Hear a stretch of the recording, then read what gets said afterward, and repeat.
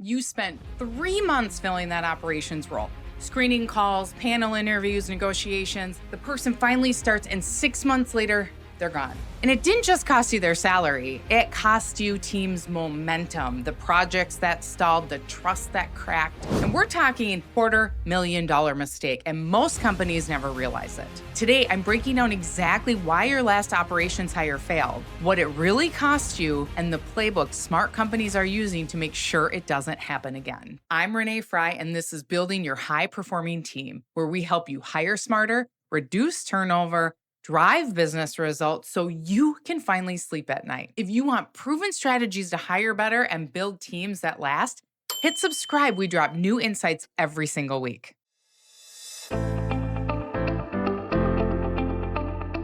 Let's start with the part that nobody talks about. When someone leaves in their first year, it almost always comes down to two things: misalignment or ineffective onboarding. And I don't mean we didn't have a welcome packet type of onboarding. I mean the basics. Their computer doesn't work on day one.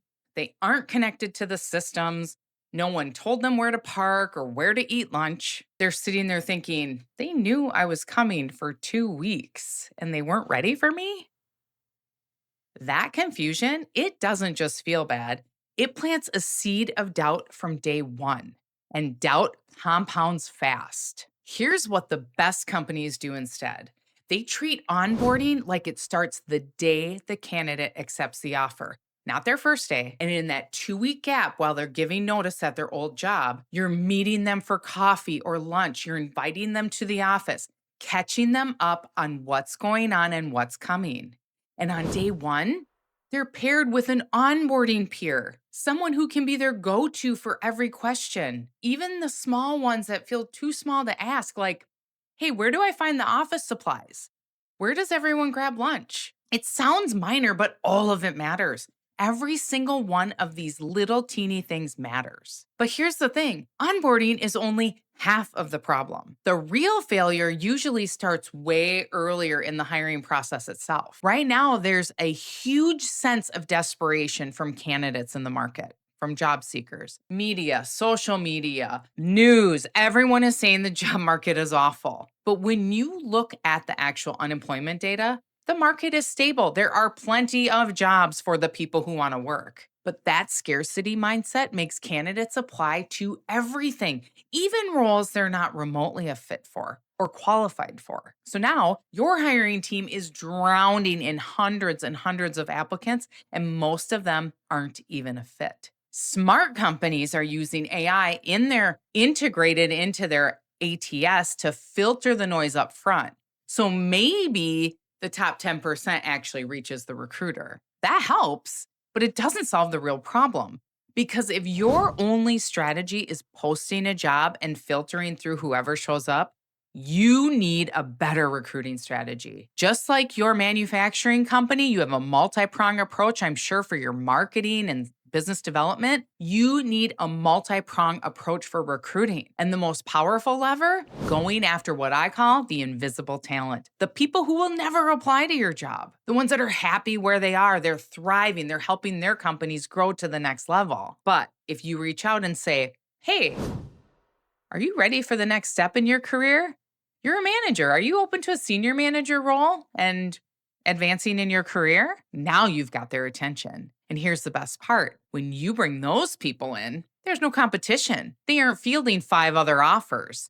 They are the highest contributors, and they're not going to apply to your role. And then there's the other gap I see all the time. The hiring team doesn't dig deep on salary or competing offers until it's too late. You get to the finish line with your top candidate, you're ready to extend the offer, you're so excited for them to join your team, and you find out they want $30,000 more than the top end of your range. What a waste of time for everyone involved. Your entire interview panel, the candidate, weeks of back and forth, all for nothing. If you're waiting until you get to the altar to negotiate salary, you're already behind. That conversation has to happen from the very first touch point, before the recruiter recommends moving the candidate forward. And it's not just salary. You need to know where they're interviewing, what stage they're at with other companies, what their real motivators are to change jobs. Because if they get an offer from someone else while they're still in your interviewing pipeline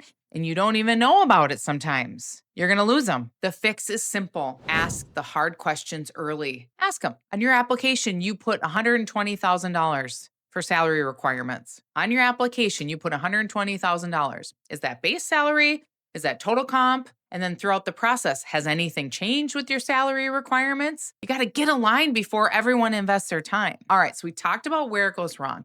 Let me give you one tactic that completely changes how you evaluate candidates. It's called the peer coffee. It's exactly what it sounds like. You take the candidate you're interviewing and you pair them up with someone at a peer level, not their potential boss, a peer, and you frame it as an informal conversation. Hey, we're pairing you up with Tom. He'd be one of your peers if you got the job. He's just here to answer any questions about the company, the culture, the team. It is not a formal interview. What happens in this scenario is the candidate's guard comes down. They stop performing and they start being themselves. The questions they ask, the things they're curious about, the things that concern them, it all surfaces naturally. Then that peer reports back. Here's what they were most interested in. Here's what questions they asked. Here were maybe some red flags.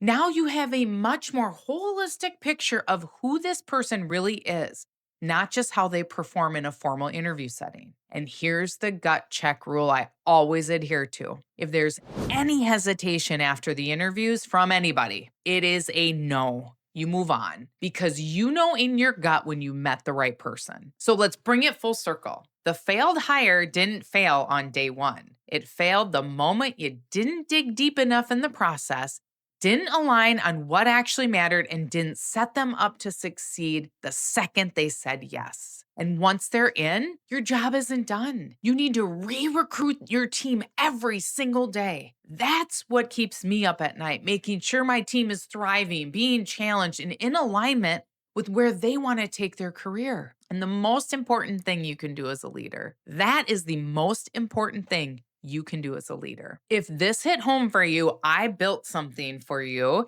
It's called the Operations Leader Scorecard, and it walks you through every step we talked about today, from first touch point to 90-day check-in. The link is in the description. Download it before you make your next hire.